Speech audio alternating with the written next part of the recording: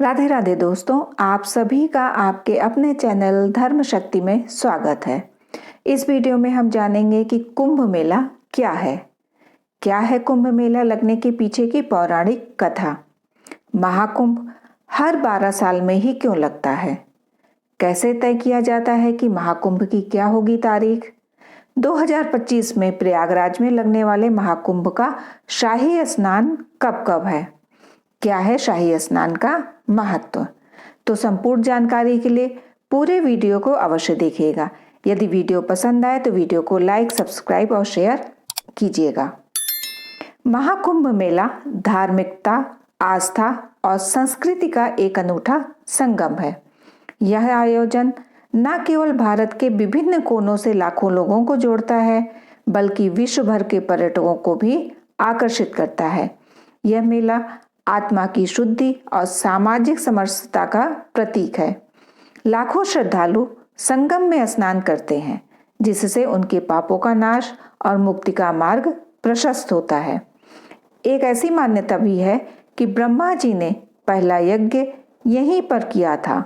महाभारत सहित कई ग्रंथों में प्रयागराज को एक पवित्र स्थल के रूप में जाना जाता है।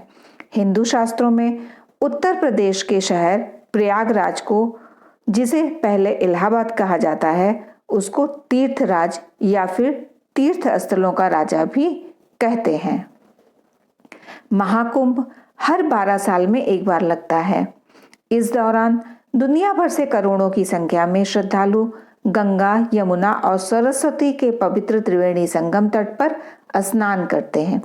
ऐसा माना जाता है कि महाकुंभ के दौरान त्रिवेणी संगम पर स्नान मात्र करने से ही व्यक्ति के सभी पाप खत्म हो जाते हैं और उनको मोक्ष की प्राप्ति भी होती है।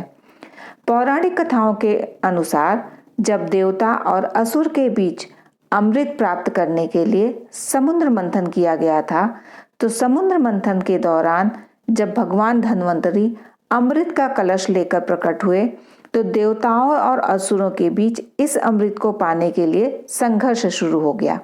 जयंत ने अमृत कलश को असुरों से बचाने के लिए 12 दिनों तक 4 स्थानों पर छिपा कर रखा, जिनमें हरिद्वार, प्रयागराज, नासिक जिसे त्र्यंबकेश्वर और उज्जैन। इन स्थानों पर अमृत की कुछ बूंदें गिरी, जिससे ये स्थान पवित्र माने गए और इन्हीं जगहों पर कुंभ मेले का आयोजन होता है। इसी के बाद से इन दिव्य स्थानों में कुंभ मेला लगने लगा, जिनमें प्रयागराज में गंगा, यमुना, सरस्वती के संगम तट पर और हरिद्वार गंगा नदी के किनारे पर मेला लगता है। वहीं उज्जैन क्षिप्रा नदी और नासिक गोदावरी नदी के तट पर बसा हुआ है। यह चारों स्थल पौराणिक कथाओं और ज्योतिषीय गणनाओं के आधार पर चुने गए हैं। जब सूर्य, चंद्रमा और बृहस्पति एक विशेष ज्योतिषीय स्थिति में होते हैं, तब इन स्थानों पर कुंभ मेले का आयोजन होता है। जब बृहस्पति ग्रह वृषभ राशि में होते हैं और इस दौरान सूर्य देव मकर राशि में आते हैं, तो कुंभ मेले का आयोजन प्रयागराज में होता है। ऐसे ही जब गुरु बृहस्पति कुंभ राशि में हो और उस दौरान सूर्य देव मेष राशि में गोचर करते हैं, तब कुंभ हरिद्वार में आयोजित किया जाता है। इसके साथ ही जब सूर्य और बृहस्पति सिंह राशि में विराजमान हो, तो महाकुंभ नासिक में आयोजित किया जाता है। वहीं जब बृहस्पति सिंह राशि में हो और सूर्य मेष राशि में हो, तो कुंभ का मेला उज्जैन में लगता है। एक और जहां नासिक और उज्जैन के कुंभ को आमतौर पर सिंहस्थ कहा जाता है, तो अन्य नगरों में कुंभ, अर्धकुंभ और महाकुंभ का आयोजन होता है। ऐसा माना जाता है कि असुर और देवताओं में अमृत को पाने के लिए 12 दिनों तक भयंकर लड़ाई चली थी। वहीं देवताओं का 12 दिन मनुष्य के 12 साल के समान माना जाता है, इसीलिए कुंभ भी 12 होते हैं। उनमें से 4 कुंभ पृथ्वी पर होते हैं और 8 कुंभ देवलोक में होते हैं। युद्ध के दौरान सूर्य, चंद्र और शनि आदि देवताओं ने कलश की रक्षा की थी, इसीलिए उस समय की वर्तमान राशियों पर रक्षा करने वाले चंद्र सूर्य आदि ग्रह जब आते हैं तब कुंभ का योग होता है और चारों पवित्र स्थलों पर प्रत्येक 3 वर्ष के अंतराल पर क्रमानुसार कुंभ मेले का आयोजन किया जाता है। इस तरह देखें तो प्रत्येक एक स्थान पर 12 वर्ष बाद पूर्ण कुंभ मेले का आयोजन होता है। महाकुंभ मेला 144 वर्षों में एक बार प्रयागराज में आयोजित होता है। सन 2013 में प्रयागराज में महाकुंभ का आयोजन हुआ था क्योंकि उस वर्ष पूरे 144 वर्ष पूर्ण हुए थे। संभवतः अब अगला महाकुंभ 138 वर्ष बाद आएगा। 2025 कुंभ तिथि इस बार पौष पूर्णिमा अर्थात 13 जनवरी 2025 से कुंभ प्रारंभ हो रहा है। वहीं 26 जनवरी को महाशिवरात्रि के पावन पर्व पर इसका समापन होगा। महाकुंभ के दौरान पूरी दुनिया के लोग इस मेले में शिरकत करने के लिए पहुंचते हैं।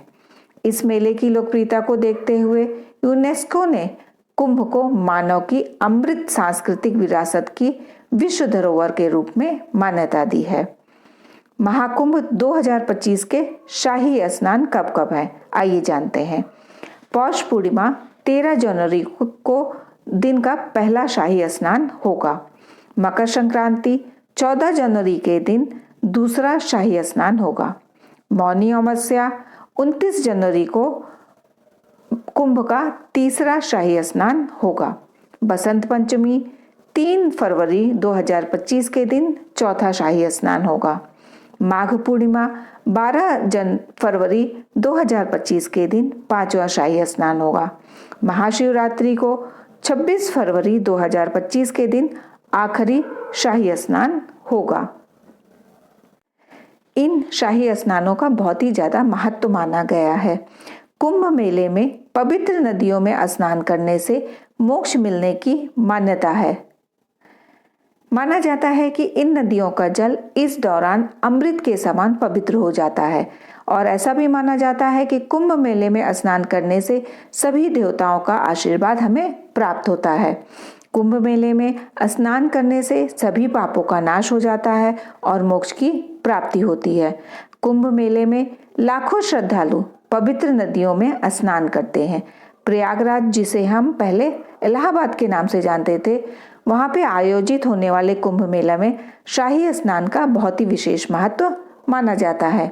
यहाँ पर गंगा, यमुना और सरस्वती नदियां मिलती हैं, इसीलिए यह स्थान विशेष धार्मिक महत्व रखता है। धार्मिक मान्यताओं के अनुसार यहाँ स्नान करने से विशेष पुण्य की प्राप्ति होती है।